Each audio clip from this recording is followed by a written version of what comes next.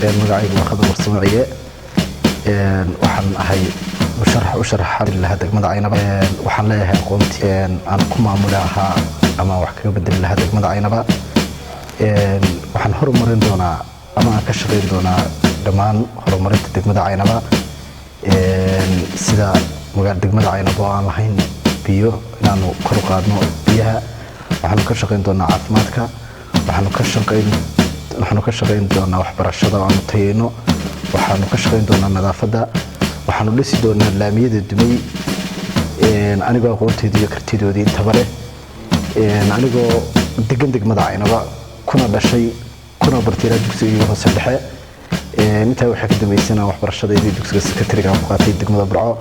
haddana ku dhigtay jaamacadeedii digriga koobaad iyo digriga labaad baan ku dhigtay degmada Caynaba guulay xilkan aan u tartamayno ama xilkan aan u taaganahay waxaan wax badan ka bedeli doonaa deegaamada nologa socday doonaan codka ka sugayno waxaan mar labaad iyo saddexaad taageerayaashayda ka codsanaynaa inay maalinta la gaaro 11 May inay nagu hiliyaan codkooda anaguna aan noqono kuwii wax bedelay kana faa'iideysto waqtigeedii aqoonteeda uga faa'iideeyay dhalinyarnimadooda uga faa'iideeya kartidoodana uga faa'iideeya